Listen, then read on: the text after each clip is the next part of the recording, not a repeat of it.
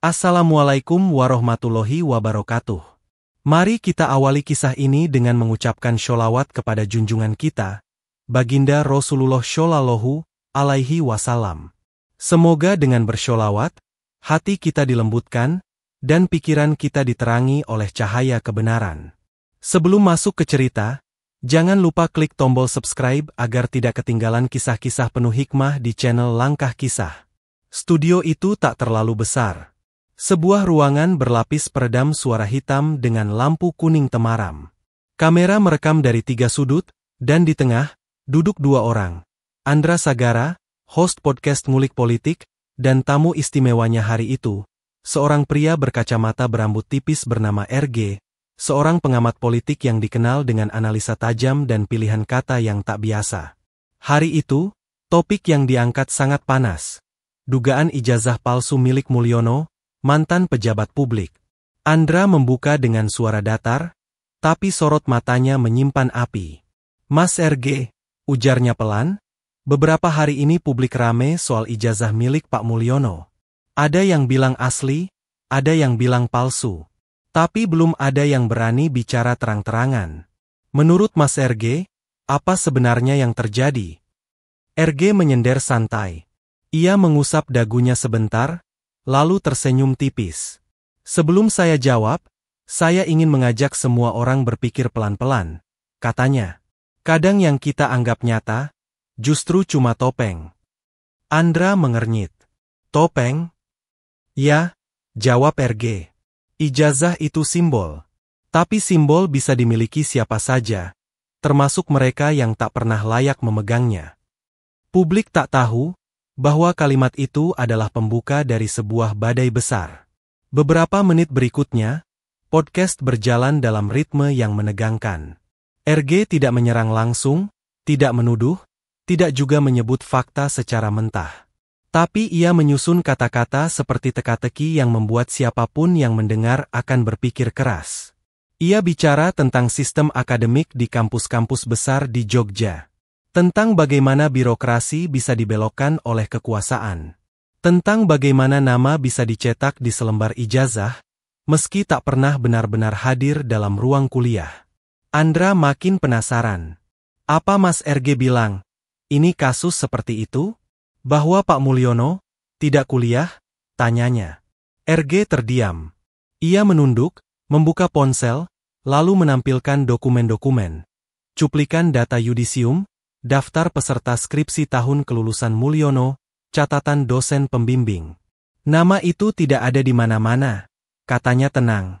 Tidak di daftar skripsi, tidak di absensi ujian, bahkan dosen pembimbing pun tidak ingat pernah membimbing dia.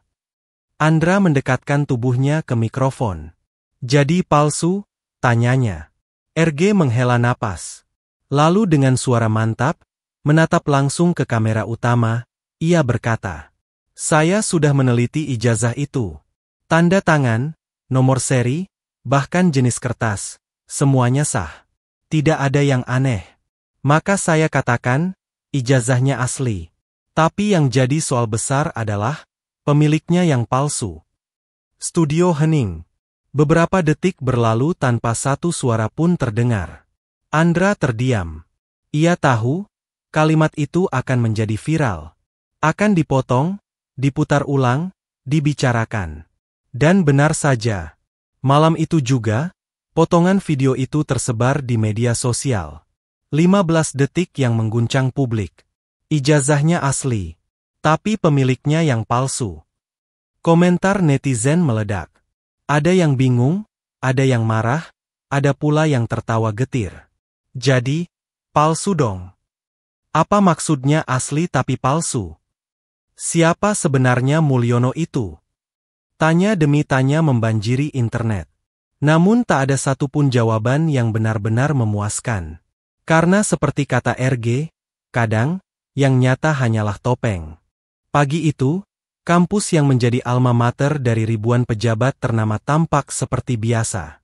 Pohon-pohon rindang di sepanjang boulevardnya bergoyang pelan ditiup angin. Mahasiswa berlalu lalang dengan kertas ujian dan gelas kopi di tangan.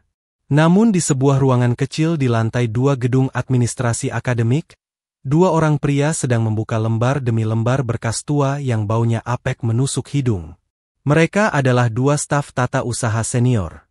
Sudah 3 dekade lebih bekerja di kampus itu, hafal setiap lemari arsip, tahu mana data mahasiswa tahun reformasi, mana daftar dosen pembimbing angkatan 1995. Sejak podcast RG viral, pimpinan kampus memerintahkan pengecekan nama Mulyono, dengan nomor induk mahasiswa yang disebut dalam ijazahnya, harus ditemukan semua jejaknya. Mulai dari formulir pendaftaran, kartu rencana studi, berita acara sidang skripsi, hingga foto wisuda. Namun sampai siang menjelang, semua yang dicari, nihil. Ini aneh, gumam salah satu staf. Kalau memang dia lulus, harusnya ada minimal 3 dokumen pokok. Tapi ini tidak ada semua. Bahkan di daftar yudisium pun tidak muncul. Temannya menjawab pelan. Mungkin arsipnya hilang. Ia menggeleng. Kalau cuma 1-2 berkas, mungkin. Tapi ini semua? NIM ada, tapi tak pernah punya KRS, tak pernah sidang, tak pernah terdata ikut wisuda. Ini lebih dari hilang, ini seperti disembunyikan. Sementara itu, di luar kampus, suasana tak kalah panas. Wawancara-wawancara dengan alumni satu angkatan Mulyono bermunculan di media alternatif. Ada yang mengaku tak mengenalnya. Ada pula yang menyebut nama itu hanya muncul saat sudah jadi pejabat. Seorang mantan dosen yang dulu mengajar mata kuliah teori pembangunan bahkan berkata, "Saya tidak pernah melihat mahasiswa bernama Mulyono ikut kelas saya. Padahal kelas itu wajib, dan hanya ada satu rombongan belajar. Jika dia kuliah betulan, saya pasti ingat." Pernyataan itu makin menguatkan teori yang dilempar RG, bahwa sosok bernama Mulyono memang menerima ijazah asli, namun keberadaannya dalam dunia kampus adalah fiktif. Sore itu, RG duduk di sebuah kafe di bilangan Kaliurang, Jogja. Ia ditemui oleh seorang jurnalis muda dari media investigasi independen. Jurnalis itu gugup, namun penasaran. "Pak RG, kalau boleh tahu, bagaimana Bapak bisa yakin ijazahnya asli?" RG menyeruput kopinya sebelum menjawab. "Ada salinan digital di Pangkalan Data Nasional Pendidikan. Itu tidak bisa direkayasa sembarangan. Data yang diunggah berasal dari kampus, diverifikasi oleh sistem. Saya cocokkan semuanya, benar. Kalau begitu, kenapa Bapak bilang pemiliknya yang palsu?" RG menatap mata jurnalis muda itu. Karena tak ada satupun jejak yang membuktikan Mulyono pernah menempuh perjalanan akademik itu. Tak ada mahasiswa yang ingat, tak ada dosen yang mengenal, tak ada arsip kegiatan kuliah yang menyebut namanya. Bahkan skripsinya, tak ditemukan. Sang jurnalis mengangguk pelan, lalu bertanya lirih. "Jadi, ada 2 kemungkinan." RG menjawab, "Pertama, Mulyono bukan siapa-siapa yang tiba-tiba dapat ijazah resmi. Kedua, ada orang lain yang kuliah sungguhan, tapi identitasnya dipakai oleh Mulyono untuk terima gelar. Dan malam itu, untuk pertama kalinya, muncul istilah baru di jagat media sosial. Pemilik palsu." Tagar itu melambung, dibahas di Twitter, TikTok, forum diskusi, hingga grup WhatsApp warga. Semua orang bertanya, siapa sebenarnya Mulyono? Apakah ada orang lain di balik ijazah itu? Berapa banyak pemilik palsu lain di negeri ini? Dan seperti semua misteri besar lainnya, jawaban justru membawa lebih banyak pertanyaan.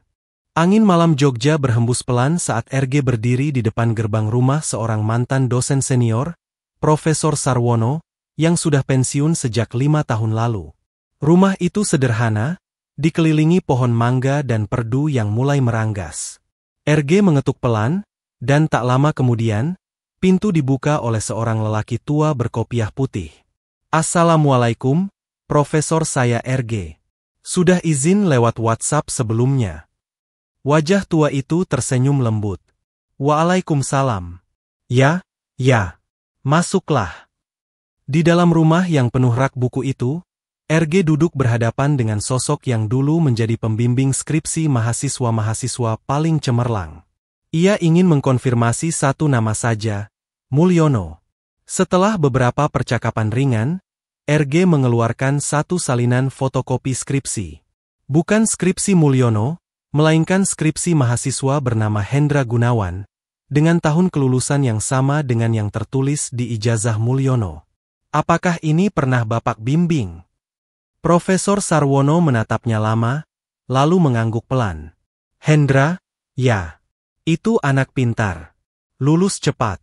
Tapi setelah wisuda, dia seperti lenyap. Tak ada kabar. Kenapa Mas RG tanyakan dia? RG menghela napas. Ia lalu menunjukkan ijazah atas nama Mulyono, dengan nomor ijazah yang identik dengan yang tercantum di skripsi Hendra. Mata sang profesor melebar. Ini, tidak mungkin. Nomor ini seharusnya milik Hendra. Saya ingat betul, karena waktu itu saya ikut yudisium dan verifikasi data kelulusan. RG berkata pelan, tapi nama yang tertera di ijazah ini Mulyono, Profesor. Keduanya terdiam. Disinilah cerita mulai menjurus gelap. Dugaan bahwa identitas seseorang telah digantikan, bukan hanya menyoal pemalsuan dokumen, tetapi juga menyentuh sesuatu yang lebih mengerikan, penghilangan nama dalam sejarah. Beberapa hari setelah pertemuan itu, RG menerima pesan singkat dari seseorang yang mengaku teman lama Hendra. Namanya Reno, sekarang tinggal di Palangkaraya. Mau tahu kemana Hendra hilang? Datanglah. Tapi jangan bawa siapa-siapa. Tanpa banyak pikir, RG terbang ke Kalimantan. Ia tahu ini bukan sekadar urusan akademik. Ini tentang kehidupan seseorang yang dicuri, tentang sebuah kekuasaan yang dibangun di atas fondasi penipuan. Di sebuah warung kopi kecil di pinggiran kota, RG akhirnya bertemu Reno. Pria itu kurus, mengenakan jaket lusuh, dan matanya cekung. Aku dan Hendra kuliah bareng. Kami tinggal di asrama yang sama. Dia anak baik, tapi terlalu idealis. Reno membuka ponsel, memperlihatkan foto lama. Dua pemuda berdiri di depan gedung rektorat. Wajah Hendra masih muda, mengenakan jaket alma mater dan tersenyum lebar. Setelah lulus, dia pernah melamar jadi dosen. Tapi entah kenapa, lamaran itu ditolak, bahkan namanya tak pernah tercatat sebagai alumni. Dia mulai curiga. RG menyimak dengan tegang. Dan suatu malam, dia datang ke kamarku. Dia bilang, "No, aku kayaknya udah dicuri." Aku tanya maksudnya. Dia bilang, "Ijazahku dipakai orang. Dan aku tak bisa lagi akses akun alumni. Namaku hilang dari database kampus." Reno terdiam sejenak, lalu menunduk. Sejak malam itu, Hendra menghilang. Tak pernah kembali. Aku cari kemana-mana, nggak ada jejak. Seperti ditelan bumi. Dan kini, RG mulai paham. Mulyono bukan hanya memakai ijazah orang lain. Ia menghapus seseorang dari catatan sejarah untuk menggantikannya. Identitas Hendra digantikan, hidupnya dihilangkan, dan seluruh masa kuliahnya dialihkan kepada orang yang bahkan tak pernah duduk di bangku kelas. Apa yang tadinya terlihat sebagai kasus sederhana soal ijazah, kini menjelma menjadi kejahatan terstruktur. Ada sistem yang memungkinkan ini terjadi. Ada orang-orang yang terlibat. Dan ada yang ingin semuanya tetap diam. Langit Palangkaraya memudar ke jingga saat RG duduk sendiri di tepi Sungai Kahayan. Wajahnya tertunduk, pikirannya berkelindan.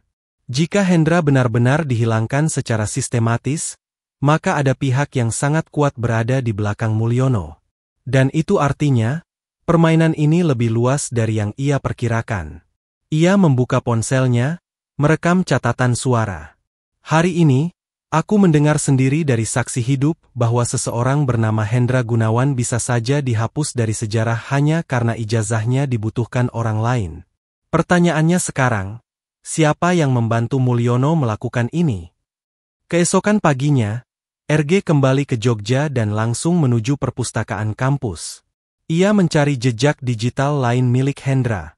Ia menelusuri jurnal mahasiswa, lomba debat, kepanitiaan organisasi, hingga catatan seminar. Sedikit demi sedikit, nama Hendra muncul, tersembunyi di sela-sela data yang tidak pernah terhapus sepenuhnya. Satu temuan penting, Hendra tercatat sebagai Ketua Panitia Seminar Pembangunan Berkelanjutan tahun 2002. RG lalu menghubungi salah satu narasumber acara tersebut, yang saat itu menjadi pembicara, Dr. Wulandari, seorang akademisi yang kini menjabat wakil dekan. Dalam pertemuan tertutup di fakultasnya, RG memperlihatkan kembali foto Hendra. Dr. Wulandari menatap lama. Ya, saya ingat dia. Anak muda yang sopan dan cerdas. Dia yang menyambut saya di aula waktu itu. Kenapa, tanya dia? RG menjawab jujur. Nama dan jejak akademiknya menghilang. Tapi ijazah atas nama dia justru terbit dengan nama lain, Mulyono. Dr. Wulandari terdiam. Ada sesuatu yang janggal dari cerita ini, Pak RG. Tapi saya tak bisa bicara banyak. Hati-hati, banyak yang tidak ingin ini dibuka kembali. Sementara itu, pernyataan RG dalam podcast yang viral mulai menimbulkan efek besar. Sejumlah pihak mulai menyudutkan RG. Beberapa akun anonim menyebarkan narasi bahwa ia menyebarkan kebohongan, mencemarkan nama baik pejabat. Bahkan muncul ancaman hukum jika RG tak segera meralat ucapannya. Namun RG tetap tenang. Ia tahu, semakin kuat tekanan, berarti ia makin dekat dengan kebenaran. Dalam sebuah sesi wawancara dengan stasiun TV independen, ia berkata lantang, "Saya tidak menuduh. Saya hanya bertanya. Bagaimana mungkin ada ijazah sah yang tak punya riwayat akademik? Siapa pemilik sesungguhnya? Dan mengapa tak ada yang bisa menjawab itu?" Pertanyaan itu kembali mengguncang publik. Kali ini, tekanan tak hanya datang ke RG. Pihak kampus pun mulai diperiksa. Komisi Etik Kampus menerima desakan dari mahasiswa dan alumni agar segera menggelar audit akademik terhadap semua ijazah yang diterbitkan antara tahun 2000 hingga 2005. Namun di balik layar, sesuatu yang lebih serius sedang terjadi. Malam itu, RG menerima sebuah amplop tak bernama yang diselipkan di bawah pintu rumahnya. Di dalamnya, ada satu lembar fotokopi akta kelahiran atas nama Hendra Gunawan, satu foto hitam putih Hendra berseragam SMA, dan secari kertas kecil dengan tulisan tangan. Dia tidak bunuh diri. Dia dihilangkan. Jangan percaya mereka. Kalimat itu menegaskan satu hal. Hendra bukan sekadar korban pemalsuan identitas. Ia korban dari kejahatan yang jauh lebih kelam. Dan kini, RG tahu, ia sudah terlalu dalam untuk mundur. Tengah malam, hujan turun perlahan di Jogja. Di kamar kerjanya yang sempit, RG menatap tiga benda yang tergeletak di mejanya. Fotokopi akta kelahiran Hendra Gunawan, foto lama berseragam SMA, dan kertas kecil bertuliskan, dia tidak bunuh diri. Dia dihilangkan. Ada satu pertanyaan yang terus menghantui. Jika Hendra benar dihilangkan, siapa yang melakukannya? Dan mengapa? Esok paginya, RG berinisiatif menemui salah satu pegawai lama Biro Akademik Kampus, Pak Widodo, yang kini sudah pensiun dan tinggal di Sleman. Pria itu dulu menjabat sebagai kepala bagian data akademik, orang yang mengurus langsung proses pencetakan ijazah dan validasi kelulusan. Setelah sedikit pendekatan dan membawa kopi favorit Pak Widodo, RG membuka maksudnya. Saya hanya ingin tahu satu hal, Pak. Apakah pernah ada permintaan penerbitan ijazah dengan nama Mulyono tapi menggunakan data milik Hendra Gunawan? Pak Widodo terdiam. Matanya menerawang, seperti mengingat sesuatu yang lama terkubur. Ada satu kasus yang sampai sekarang saya simpan dalam hati, katanya perlahan. Tahun 2004. Ada perintah dari atasan waktu itu. Satu berkas kelulusan datang, rapih, lengkap, semua dokumen asli. Tapi saya heran karena nama dan nomor ijazahnya berbeda dari daftar yudisium. Saat saya tanya, saya malah diminta diam. Siapa atasan yang memberi perintah?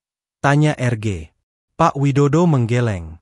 Maaf, saya tak bisa sebut. Tapi yang pasti, bukan dari kampus saja. Ada tekanan dari luar. Saya hanya staf kecil, Mas. Kalau saya lawan, saya kehilangan pekerjaan.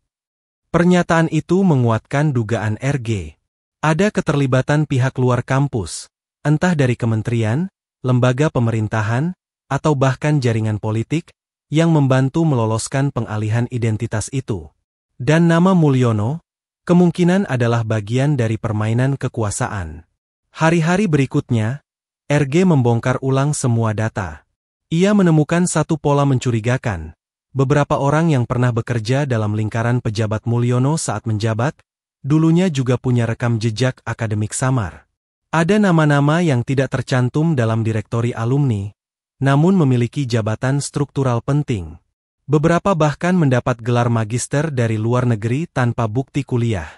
RG menyadari, ini bukan hanya soal satu ijazah. Ini soal sistem yang sudah busuk, dan Mulyono hanyalah salah satu wajahnya. Sampai akhirnya, RG mendapatkan satu pesan surel dari akun anonim. Jika kamu ingin tahu siapa yang memerintahkan penghapusan Hendra, temui orang ini. Dalam lampiran, terdapat foto seorang pria berpakaian safari, berdiri di samping Mulyono dalam sebuah upacara pelantikan. Namanya, Dr. Adityo Baswara, mantan Kepala Subdirektorat Kelembagaan Pendidikan Tinggi. Tak butuh waktu lama, RG melacak keberadaan Adityo yang kini mengajar sebagai dosen tamu di sebuah universitas swasta di Jakarta. Ia pun memutuskan untuk terbang ke ibu kota. Sementara itu, berita soal dugaan pemilik palsu ijazah makin membesar. Sejumlah mahasiswa kampus tempat Mulyono diklaim kuliah, menggelar aksi duduk di halaman rektorat. Mereka membawa poster bertuliskan, "Ijazah asli tak menjamin moral. Di mana Hendra Gunawan? Kampus bukan pabrik gelar." Desakan pun datang dari berbagai kalangan, termasuk mantan akademisi, tokoh masyarakat, dan aktivis pendidikan. Mereka meminta audit menyeluruh dan investigasi independen. Dan di tengah semua itu, RG bersiap menghadapi babak baru. Menghadapkan fakta-fakta kepada orang yang pernah memegang kunci sistem. Karena untuk menyingkap siapa sebenarnya Mulyono, mereka harus tahu siapa yang menghilangkan Hendra.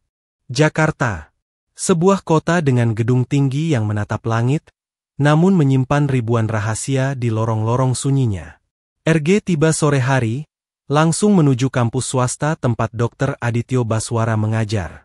Pria itu dulunya dikenal sebagai pejabat di Kementerian Pendidikan, menangani lembaga-lembaga pendidikan tinggi. Kini, ia hidup tenang sebagai akademisi, jauh dari sorotan. Dengan janji pertemuan yang telah diatur sebelumnya, RG menunggu di ruang tamu fakultas. Tak lama, seorang pria berperawakan besar dan tenang berjalan masuk. Wajahnya terlihat cerdas, tapi mata itu seperti menyimpan sesuatu yang disembunyikan bertahun-tahun. "Pak RG," sapa Dr. Adityo sambil mengulurkan tangan. "Saya sudah dengar sedikit tentang Anda. Silakan duduk." RG tidak basa-basi. Ia langsung mengeluarkan 2 lembar kertas, fotokopi ijazah Mulyono dan skripsi Hendra Gunawan. "Saya ingin tahu satu hal, Pak. Siapa yang mengizinkan perubahan nama pada ijazah ini?" Dr. Adityo menatap kertas itu, lalu menarik napas panjang. "Apa Anda yakin ingin mendengar jawabannya? Kalau tidak, saya tidak akan datang sejauh ini." Dr. Adityo berdiri, melangkah ke jendela, lalu berkata pelan. Pada awal 2004, ada seorang perantara dari salah satu lembaga tinggi negara. Ia datang membawa berkas lengkap, rapor kuliah, nilai, bahkan tanda tangan dosen pembimbing. Tapi semuanya atas nama baru, Mulyono. Padahal, saya tahu, data itu milik Hendra Gunawan. RG menahan napas. "Kenapa Anda setujui?" "Saya menolak," kata Dr. Adityo tegas. "Tapi kemudian saya ditelepon. Disuruh diam." "Ancaman?" "Mungkin. Yang pasti, saya dipindahkan ke bagian lain tak lama setelah itu. Dan nama Hendra perlahan hilang dari sistem." Diam sejenak menyelimuti ruangan. "Apa Anda tahu nasib Hendra setelah itu?" Dr. Adityo menggeleng pelan. "Saya dengar desas-desus. Ada yang bilang dia dibawa ke luar negeri. Ada pula yang bilang dia ditahan tanpa alasan hukum. Tapi tak ada catatan resmi. Yang jelas, dia dibungkam." RG mengatupkan mulut. Potongan teka-teki itu mulai membentuk wajah utuh. Hendra dihilangkan, identitasnya digantikan oleh seseorang bernama Mulyono. Lalu Mulyono melesat jadi pejabat publik, berdiri di atas gelar yang bukan miliknya. Bapak tahu siapa yang menyuruh? Dokter Adityo menjawab lirih. Saya tak bisa sebut nama. Tapi dia ada di kabinet waktu itu. Malamnya, RG menulis dalam jurnal pribadinya.